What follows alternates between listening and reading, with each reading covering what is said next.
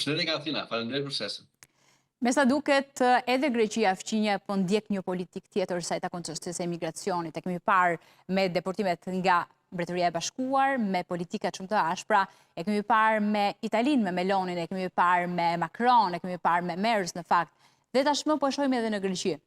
Do të na dëmtoj më shumë ky vendim që vjen nga shteti grek, kur dihet që Italia dhe Greqia, por në fakt Greqia ka numrin më të madh të emigrantëve shqiptar që kanë emigruar, aq më tepër sa u takon këtyre sezonal që zgjedhin të drejtojnë shtetit grek për të punuar për disa muaj, por tashmë ka sanksione të tjera. Në fakt nuk është fjala konkrete i bashkimit, por është rishqyrtimi dhe rikthimi në metodat e dikushme të kthimit të dëbimit të emigrantëve, që si dim në Greqi ka qenë në vendi i parë në Bashkimin Evropian që nuk ka atë shembull edhe respektin nga Evropa lidhur me trajtimin që është bërë emigrantëve pra shteteve të vendeve të treta. Në këtë aspekt, kjo nuk është një njëjtësi në Greqi, është thjesht një përshtatje e kuadrit ligjor migrator të Greqisë me të gjithë atë pjesë të kuadrit migrator që Evropa po përgatitet të sjellë duke ashpërsuar mbas dekadash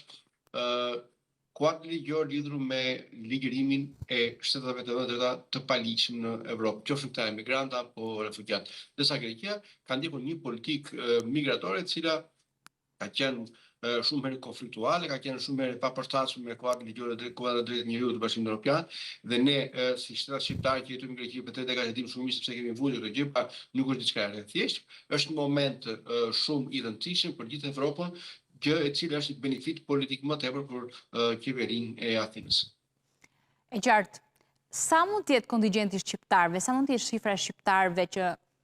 në periudha të ndryshme sezonale tentojnë të shkojnë në Greqi për të punuar për 3 apo 4 muaj, aq më tepër që ky vendim, ky rishikim, ky votim dhe ky rishikim i gjithë paktit në parlament në muajin qershor vjen në hapjen e këtij sezoni kur kemi një kontingjent madh shqiptarësh që drejtohen kryesisht në vendet në ishujt e Greqisë për të punuar në mënyrë sezonale. Kemi një shifër?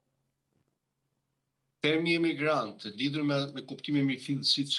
i thon mediat në Shqipëri apo edhe në Greqi nuk përbën më lajm që nga viti 2018-2019 ka ndryshuar ky status, sepse emigrantët shqiptarë ose shtetet shqiptare që vinë në Greqi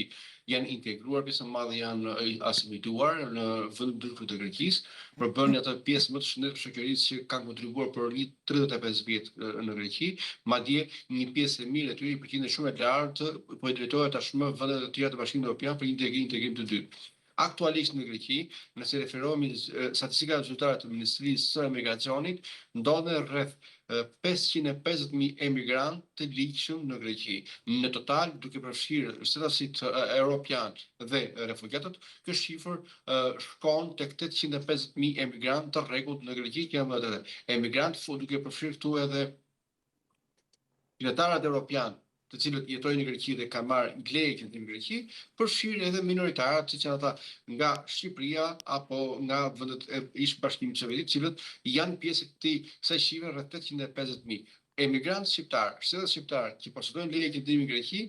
për llogaritë rreth 270.000 aktualisht në Greqi. Është një shifër gati 50% më ulët në krahasim me 5 apo 6 vite më parë, kur kjo shifër arritet deri në 550 apo në 600.000 emigrantë. Nga ana tjetër, nëse i referojmë statistikave dhe duke mos patur një database konkrete, por një llogaritë të përafërt, është fakti që rreth 80.000 me 100.000 shtetat shqiptar janë në një status të parregullt apo të rregullt, të cilët ose kanë humbur lejen e qëndrimit ose janë të parregullt në Greqi, dhe plotësojnë atë fazën rreth dinamikës së shqiptarëve në Greqi.